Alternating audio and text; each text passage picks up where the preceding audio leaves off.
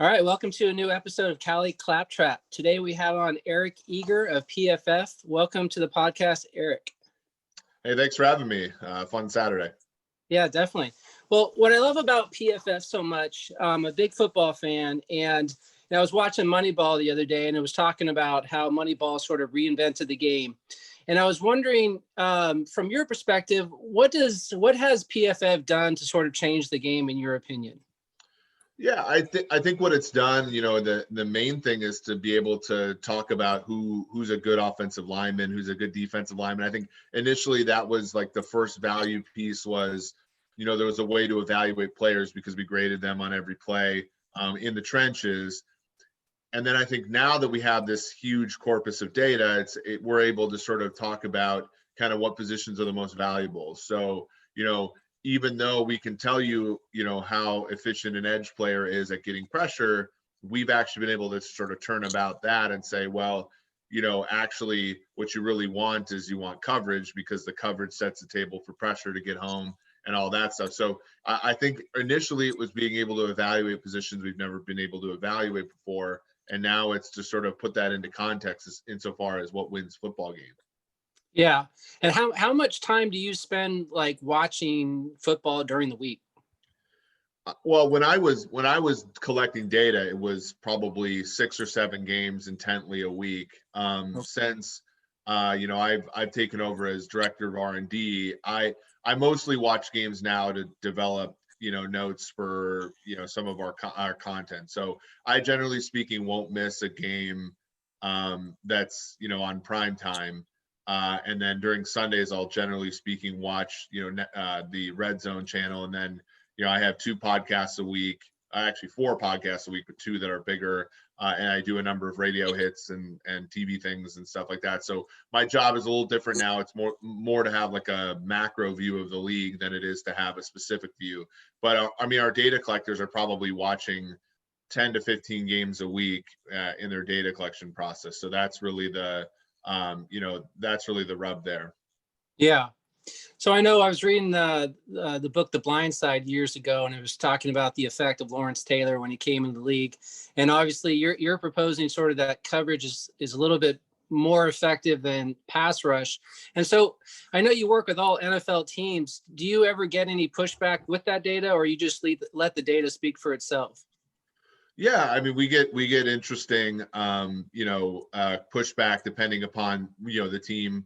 Some teams will push back on the idea that running backs are replaceable. Some will push back on the the market nature for like edge versus like cornerback. But for the most part, I think we've gotten a fair amount of progress. Even when they don't necessarily follow the advice. There's a seat at the table for the opposite opinion, which wasn't always the case. So I think there's been significant progress there. We get pushback, of course, and there are certain things that we can't measure, being where we are on the outside. So that's really that's kind of the thing is like when you in any data science sort of endeavor, what you really want is the ability to to pick at what you can pick at and then show the sort of uncertainty that's inherent in your limitations. And our limitations are that we, don't we're not within the building. I know things that go on within the building, but, we're sort of, as far as like knowing the medicals or the personality test for a player, like we're just limited there. And that's why it's good to have uncertainty with your estimates. Okay, so like medical and personality, also like cultural issues, like how much does that take into effect in your opinion, as far as like when you're looking at just data? Well, I do know that the teams, certainly value, I don't know if it's every team, but I do know that the teams like have, maintain data on like, the socioeconomic status of a player, because I do know that can carry some signal. I don't know if it's, my initial guess is that it's probably overblown, but there probably is something, to it as why they collect it. But yeah, those things we just aren't privy to. And then, so we don't use them in our modeling. Yeah. So one of my questions going into this was, hypothetically, if you were to interview for a GM position and had the opportunity maybe to build up a team from the start, where do you put the most value when you draft players, or even like when you're thinking of positions, and what's more weighted than others? Well, I think for me, it's quarterback. Obviously, if you have a quarterback, I would still probably draft a number of players at the position just to back them up. But if you have a quarterback, then weapons, I think, are the most important thing. You look at San Francisco, for example. You guys are fairly, when you look at quarterback, I think that they're okay at the quarterback position. But then when you lose the weapons early in the season, the offense is really, having a hard time sort of getting going. And that's not a position you really want to be put in.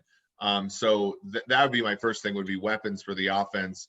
Then after that, I'm thinking of things like, a lot of defensive backs, a lot of offensive linemen. There are some, sort of weak link systems like the secondary and the O-line that require a number of average players, probably more so than an elite player. And then I start to fill in at the other spots. So that's kind of where I'm at. Yeah. Speaking of San Francisco quarterbacking, do you think, when I watch Garoppolo play, and this is just me eyeballing it, I'm not sure if the injury is still in effect, but it looks like he's not stepping into his throws, et cetera. Do you see the same thing when you watch Garoppolo play, or do you think it's just a matter of time of the ankle sprain and getting back to solid footing? Yeah, I think he lacks confidence a little bit. That would be my take. Yeah. And so then we gets that back, and then the offense can hum with him at the QB position. It just, the table has to be set for him. And I think when they were making their Super Bowl run, they had just about every player that they needed on that offense to be successful. And early on, when Samuel's out, or Ayuk hasn't played yet, and Sanders leaves for New Orleans, it's just a little bit barren for him. And that leads to, I think, a little less efficiency. Yeah. Okay, that's a good observation there. So some of my other thinking too is watching the NFL play this year with COVID and stuff. Have you guys noticed any differences as far as the level of play, or in your opinion, is everything sort of going pretty smoothly? I think level of play is fine. We're seeing fewer penalties, which means that we're seeing more players commit penalties and not get caught, which means higher scoring. And so, last week totals were pretty on. There were, 500 if you looked at the over and the under. But early on, there were a lot of overs, which, if you're trying to model league, is probably a little bit frustrating. But yeah, I don't think there are any more drops or missed tackles. It's just that, the league, I think it wants to make it more conducive to offense, and in so doing, what they've made it is, fewer holdings and stuff like that. Yeah. And what I also have appreciated, it seemed like the ref are huddling more and sort of consulting one another, whereas if one threw a flag, like you usually never saw it picked up in the past. I'm not sure if there's any data on that, but that definitely helps the flow, and it's a little bit more enjoyable to watch as a fan, from a fan's perspective. One of the questions I did want to ask you was about, I believe you're a Vikings fan, right? I grew up a Vikings fan, yeah. Okay, cool. Well, I know watching the Seattle game, there was a couple of analytical moves that were kind of put on sort of in the spotlight about should have Zimmer gone for it, and even previous to that, to the extra point, to the 2-point conversion. Do you have any sort of thoughts on that, just upon reflection? Yeah, with all these, you have to think about the risk. And so, for example, whenever you're presented and not only the risks, but also the payoffs. So, when the Vikings were up by 4 and they had a chance to go for 2 and they kicked the extra point, what they really didn't see was that there's there's an asymmetrical risk structure there. Being up by 4, is not all that much worse than being up by 5, but being up by 6 is a lot better than being up by 5. And in a situation that is a relatively, 50-50 coin flip, which is, a 2-point conversion, the thing with the bigger payoff is clearly what you want.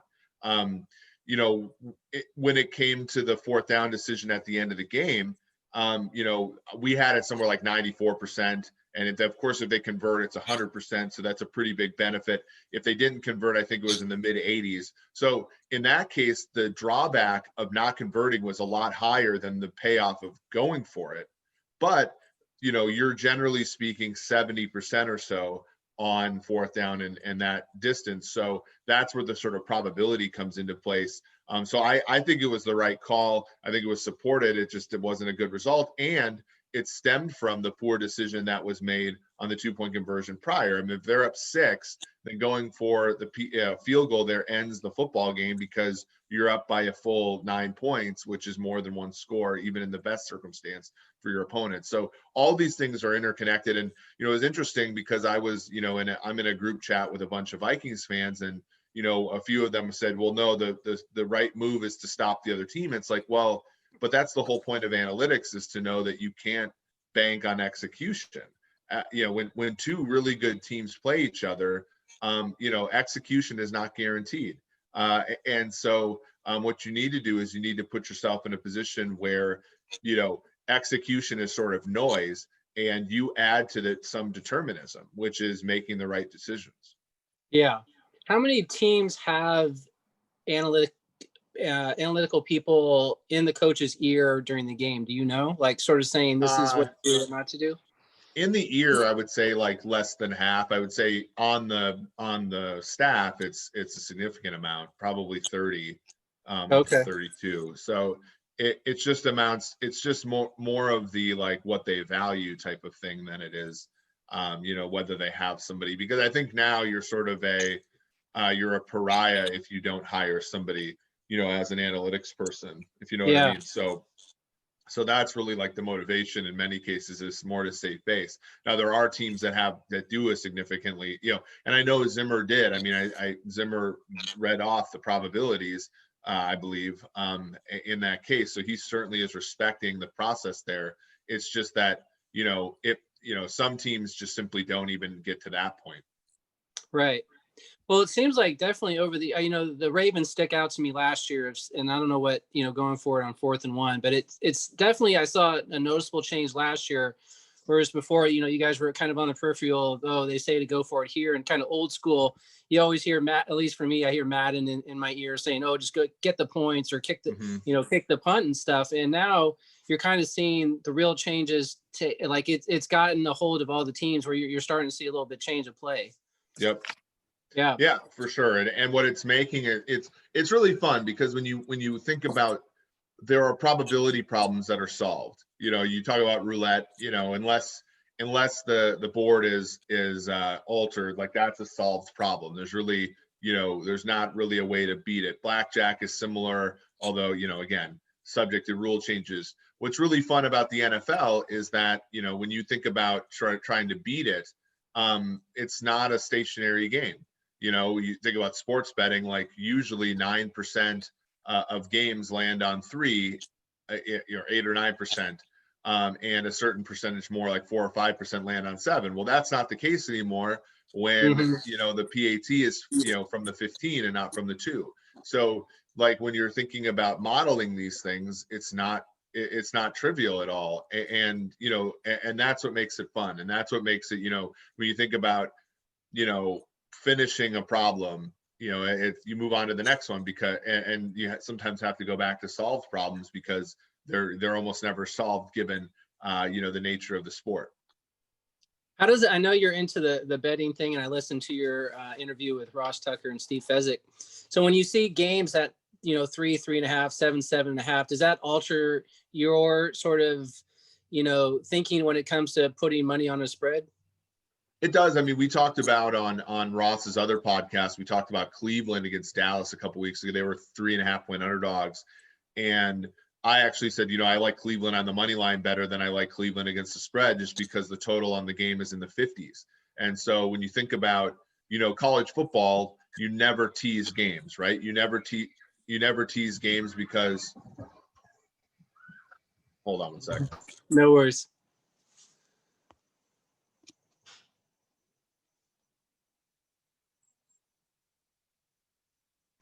That occupational hazard there. Hopefully, hey, no worries. I get it. Okay. with college football, you never tease college football games because the totals are so high and the value of the 3 and the 7 are not there, comparatively speaking. You're getting about 8 percentage points for each. And the same thing's true, like when you think about an NFL game that has a total in the 50s, like I might be more likely to trade the variance, which is the percentage of time the team wins, than I am to trade, the points. And that's kind of, I think that's where the evolution is happening a little bit. In addition to those points being a little bit less worth it, a little bit more spread out, they're also just, on balance, less worth than some of the, the 14s and the 16s and the 17s. Yeah. Well, something I also want to talk with you about, just sort of so far early on in the year, what teams are you most surprised by? I'm surprised that Tennessee's 4-0. I mean, I know that they're 0-3 against, they're 1-3 now against the spread. But I'm surprised that they are, that they're undefeated. I know, Tannehill, Derrick Henry's under 4 yards a carry. I mean, they're not getting the efficiency running the football that they got last year, but all the same things still happen. Play action still worthwhile. Receivers over the middle. AJ Brown hasn't played much more than 2 games, but even then they've been efficient throwing the ball in the middle of the field. So there's a lot of things about Tennessee that I'm surprised about, in a positive way. So yeah, I mean, it's been a really fun season from the perspective of sort of being surprised by some of the things these teams have been able to do. Yeah, definitely. I know earlier on I was listening to the Fezzik one and you were picking Houston and over, and obviously they got off to one of the hardest starts, facing some tough teams.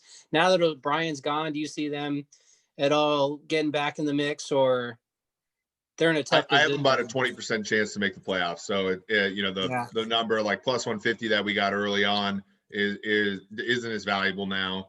But at the same time, like I do think that they have one of the easier schedules. They had a really hard schedule early on, and it was something that was tough for them. So I think that they can get to 7-8 wins, but it won't be as easy. Obviously, they could have probably beat Pittsburgh or Minnesota early on, and that's what I think people are banking on. Yeah. Also, I want to recommend your Twitter feed. I'm going to put that on the bio here when I share the podcast. But some of my favorite takes, just wanted to kind of have you comment on a little bit. What's your take on Taysom Hill? I think right now Taysom Hill is kind of a waste of time. Yeah. Now he made a really big play, obviously in the game against the Chargers to help them win. But it's one of those where, like, I just don't know if, Drew Brees isn't playing well, but I don't know if I'd take my Hall of Fame quarterback off the field, on the regular. And that's kind of like what I see. And then the other thing is, like, there's some value and versatility, but I don't think it's as high as what we're handicapping it at, because, at tight end, he's not as good as their tight end. At running back, he's not as good as their running back. And at quarterback, he's not as good as their quarterback. And it seems like the creativity there is not making up for that fact. Yeah. I don't know. I'm not a Saints fan, but I still don't think I've ever seen him throw the ball. I don't know if there's a percentage on that, but it's definitely. He's thrown it probably about 15 times, and he's had he's made some throws before, but they're few and far between, unfortunately, for the Saints. Yeah. Yeah. The other one I wanted to comment on, or ask you to comment on, is the Green Bay draft, and sort of just where you think that, I mean, obviously they're doing fantastic right now, but any comments on sort of how they handled the draft? Yeah, I mean, well, and we said this, the Vikings ended up being the betting favorites to win the NFC North. And I think the real reason for that was that their draft is good. But I think people, especially this year, overrated how much the draft was going to affect the season, given the pandemic and everything.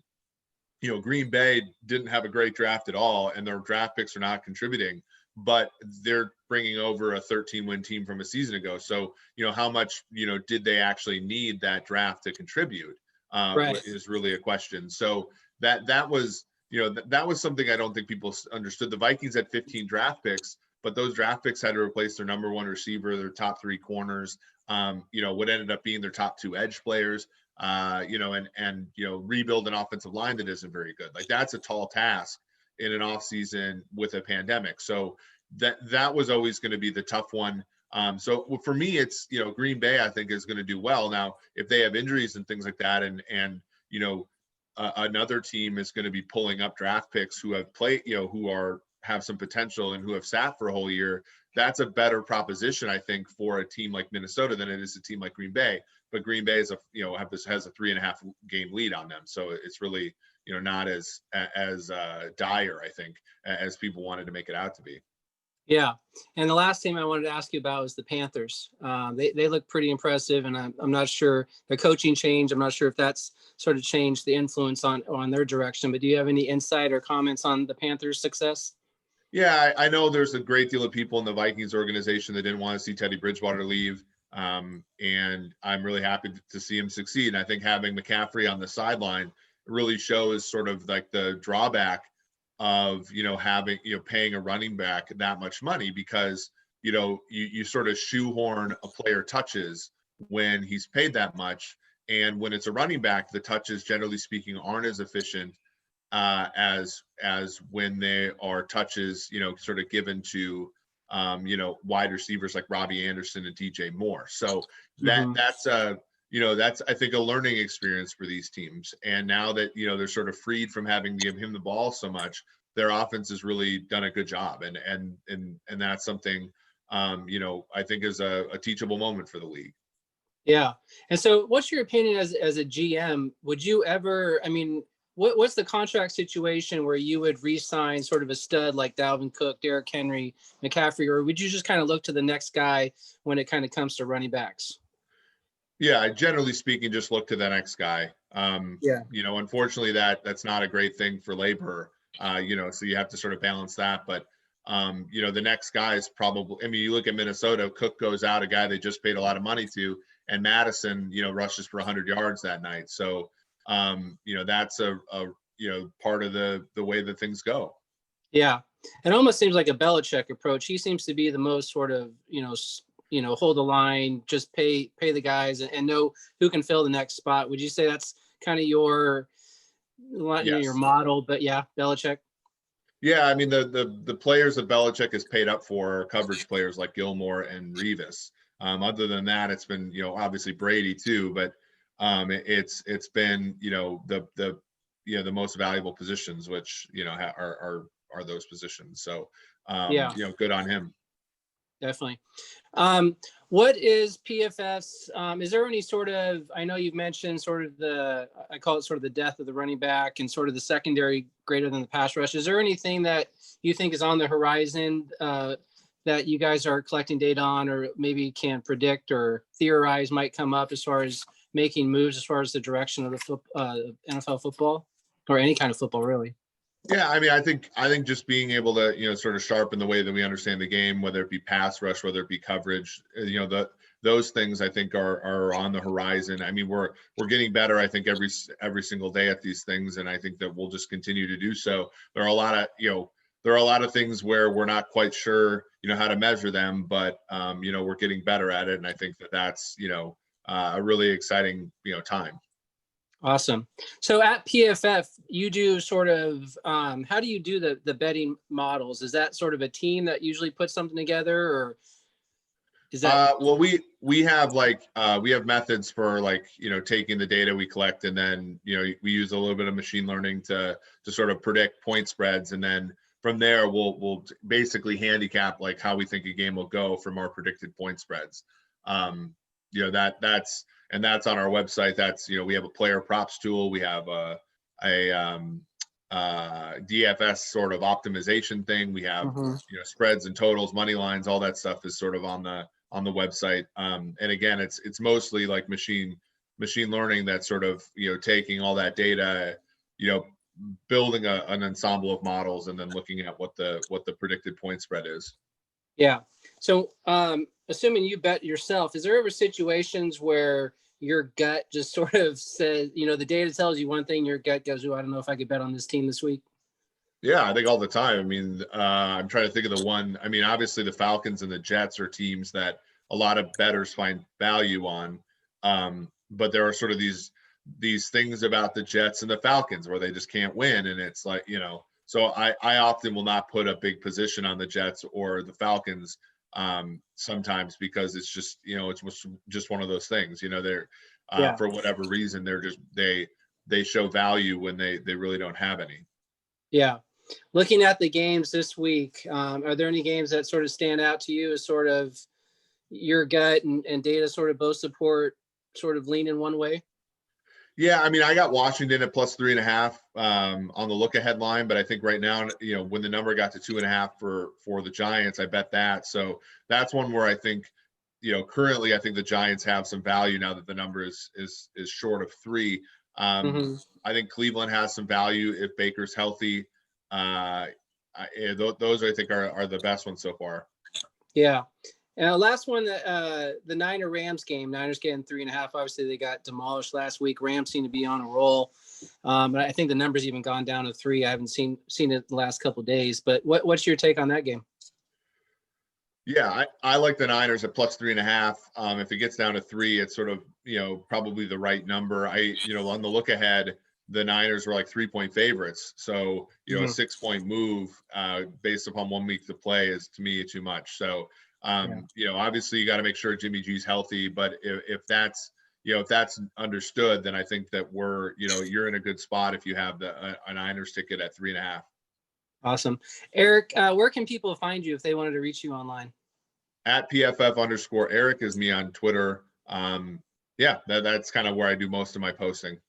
Yeah, awesome. Well, I love, thank you so much for being on. I love following your tweets. I think you enhance the game. You make it exciting. Every time I follow your tweets, I definitely learn something more about football, which I love. So thank you so much for coming on, and thank you for all PFF does. Thanks, of course. Thanks for having me on. Thanks, Eric.